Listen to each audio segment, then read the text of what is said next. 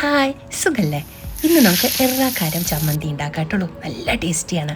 ഇന്ന് ഞാൻ നിങ്ങൾക്കൊരു സൂത്രപ്പണി കാണിച്ചു തരാം കേട്ടോ. ഇതെങ്ങനെ ഈ വാഴയുടെ പാത്രം ഉണ്ടാക്കുകയെന്ന്. അപ്പോൾ നമുക്ക് ആദ്യം എറാക്കാരത്തിനുള്ള സാധനങ്ങൾ നോക്കാം. അതിന് വേണ്ടിയിട്ട് ഒരു ബൗളിൽ നമുക്ക് ഇത്ര ചുമന്ന മുളക് കേട്ടോ. നിങ്ങൾ എത്ര ക്വാണ്ടിറ്റിയാണ് ഉണ്ടാക്കണമെന്ന് വെച്ചാൽ അതുപോലെ. അപ്പോൾ ഇത് അധികം എരിവില്ലാത്ത മുളകാണേ. അപ്പോൾ അതനുസരിച്ച് നോക്കിയും കണ്ടു ഇട്ടോളൂ. ഇനി ആ ഒരു ഇത്തിരി വെള്ളത്തിൽ നമുക്ക് ആ മുളക് 10 മിനിറ്റ് ഒന്ന് സോഫ്റ്റ് ആവാൻ ഇട്ട് വയ്ക്കാം. കൂട്ടത്തിൽ ഒരു ഉണ്ട പുളിയും കേട്ടോ, ഒരു ചെറിയ ഉരുണ്ട പുളി. അപ്പോൾ അതവിടെ ഒന്ന് കുതിരട്ടെ. ഇനി നമുക്കിതാ ഒരു സവാള അതുപോലെ അരിഞ്ഞോളൂ. ഷേപ്പൊന്നും വേണമെന്നില്ല, ഇങ്ങനെ അരിഞ്ഞോളൂ കേട്ടോ. എങ്ങനെയെന്ന് വെച്ചാൽ ഇത്തിരി ചെറുതായി അരിഞ്ഞാൽ അരയുമ്പോൾ ഈസി ആയിരിക്കും. പിന്നെ നമുക്ക് വേണ്ടത് കുറച്ച് വെളുത്തുള്ളിയാണ് കേട്ടോ. അപ്പോൾ എത്ര വെളുത്തുള്ളിയാണ് ഞാൻ എടുത്തിരിക്കുന്നത്? ഒരു സവാളയും ഒരു 10-15 അല്ലി വെളുത്തുള്ളി ഉണ്ട് കേട്ടോ. അപ്പോൾ ഇനി ഉപ്പ് വേണം, വെളുത്തുള്ളിയും വെച്ചിട്ട് ഞാൻ പറഞ്ഞില്ല ഈ ബൗൾ എങ്ങനെയാണ് ഞാൻ ഉണ്ടാക്കിയ വാഴയുടെ ഇലയെന്ന്. അപ്പോൾ ഞാൻ പറഞ്ഞു തരാട്ടുള്ളൂ. ഇതുപോലെ ഒരു വാഴച്ചീന്ത് എടുക്കുക.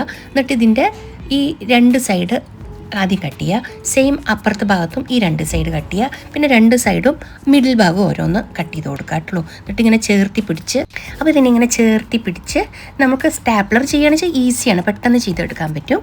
അതല്ല സ്റ്റാപ്ലർ ചെയ്യണതിലേക്കാട്ടും നല്ലത് ടൂത്ത് പിക്ക് കുത്തി കൊടുക്കണതാണ് കേട്ടോ, അതിൻ്റെ തുമ്പ്. അപ്പോൾ ഇതുപോലെ 2 ലെയർ വെച്ചിട്ട് ചെയ്യുകയാണെങ്കിൽ നല്ല ബലം ഉണ്ടാവും. അപ്പോൾ കുട്ടികൾക്കൊക്കെ പ്രസാദമൊക്കെ കൊടുക്കാൻ പൂജകളിൽ ഇതുപോലെ ചെയ്യാറുണ്ട് നമ്മളിവിടെ. അപ്പോൾ ഈ പ്ലാസ്റ്റിക് പാത്രങ്ങളോ അല്ലെങ്കിൽ അങ്ങനത്തെ സാധനങ്ങളോ ഉപയോഗിക്കുന്നതിനെക്കാട്ടും ഈസി ആയിട്ട് നമുക്കിത് ചെയ്തെടുക്കാൻ പറ്റും. നിങ്ങൾക്ക് ഇഷ്ടമായോ ഈ ഐഡിയ? കമൻറ്റ് ചെയ്യൂ കേട്ടോളൂ. ഇതെന്തായാലും ട്രൈ ചെയ്ത് നോക്കൂ. അപ്പം ഞങ്ങളിവിടെ ഹൽദി കുങ്കുമോ അല്ലെങ്കിൽ സന്തോഷിമാടെ പൂജ പോലത്തെ ഇതിനൊക്കെ പോകുമ്പോൾ കുട്ടികൾക്ക് പ്രസാദം കൊടുക്കാൻ ഇതുപോലത്തെ ഇലകൾ ഉപയോഗിക്കാറുണ്ട്. അങ്ങനെയാണ് ഞാനും ചെയ്തത് കേട്ടോളൂ. ഇനി നമുക്ക് ഈ കുതിർന്നിട്ടുള്ള നമ്മളുടെ മുളകും പുളിയും കൂടി കുറച്ച് ഉള്ളിയും കൂടി ആദ്യം ചതയ്ക്കാട്ടുള്ളൂ. കാരണം ഇത് ചെറിയ കല്ലല്ലോ, ഒന്നിച്ചിടാൻ പറ്റില്ല. അപ്പോൾ ആദ്യം കുറച്ചിട്ടിട്ട് നമുക്ക് ചതയ്ക്കാം. ആ പുളി ഇട്ട വെള്ളം കളയരുത്, അത് നമുക്ക് ആവശ്യമുണ്ട്. അതും ഒഴിച്ചിട്ട് ലാസ്റ്റ് മിക്സ് ചെയ്യണം. അപ്പോൾ അതവിടെ ഇരിക്കട്ടെ. ഇനി ബാക്കി കൂടി ഇതിലിട്ടിട്ട് നമുക്ക് ചതയ്ക്കാം. പിന്നെ ഈ ബാക്കി ഉള്ളിയും വെളുത്തുള്ളിയും ഇനി ഇതിലേക്ക് ആവശ്യത്തിനുള്ള ഉപ്പും കൂടി ചേർത്തിയിട്ടാണ് നമ്മൾ ചതയ്ക്കണം കേട്ടോ. ഇതിൻ്റെ മെയിൻ ഇതിൻ്റെ വറുത്തിടലാണ് കേട്ടോ. നല്ല രസമാണ് ഇതിൻ്റെ മണവും. ഇതൊരു തുള്ളി മതി ചോറിനും ദോശയ്ക്കും ഇഡ്ഡലിക്കും, എന്താ പറയുക, എല്ലാത്തിനും നല്ല സൂപ്പറാണ്. ചപ്പാത്തിക്ക് വരെ അടിപൊളിയാണ്. അപ്പോൾ എന്തായാലും ട്രൈ ചെയ്യൂ കേട്ടോ. ഇതൊരു ആന്ധ്ര ഡിഷാണ് കേട്ടോളൂ, എറാക്കാരം ചമ്മന്തി. അപ്പോൾ ഇതൊരുവിധം ചതഞ്ഞ് കിട്ടി. അപ്പോൾ നിങ്ങൾ വിചാരിക്കും ഞാൻ ഈസി ആയിട്ടാണ് ഇതിലിട്ട് ചതച്ചതെന്ന്. അല്ല കേട്ടോ, കുറേ നേരം എടുത്തിട്ടാണ് ഞാൻ ചതച്ചത്. അപ്പോൾ നിങ്ങൾക്ക് സമയം ഉണ്ടെങ്കിൽ ഇൻട്രസ്റ്റ് ഉണ്ടെങ്കിൽ ഇതുപോലെ ഇട്ട് ചതച്ചാൽ മതി. പക്ഷെ ഇങ്ങനെ ചതച്ച ടേസ്റ്റ് അടിപൊളിയാണ്. അതല്ലെങ്കിൽ മിക്സിയിൽ ചെയ്തോളൂ. അമ്മിയിൽ ഈസി ആയിട്ട് ചെയ്യാൻ പറ്റും കേട്ടോ. അപ്പോൾ ഇതുപോലൊരു ചെറിയ ഒരയിൽ വലിയ കുത്തിയെടുക്കൽ അത്ര ഈസി അല്ല. ഞാൻ വീഡിയോയിൽ കാണിക്കാഞ്ഞതാണ്. നല്ലോണം പണിയെടുത്തിട്ടുണ്ട് ഇത് ഞാൻ ആക്കിയെടുക്കാൻ. വേറെ പണിയുടെ ഇടയിൽ വന്നിട്ട് 5-10 മിനിറ്റ് കുത്തിയിട്ടാണ് ഞാൻ ഈ രീതിയിലാക്കി എടുത്തത് കേട്ടോളൂ. എന്തായാലും നമ്മുടെ ചമ്മന്തി അടിപൊളിയായിട്ട് വന്നിട്ടുണ്ട്.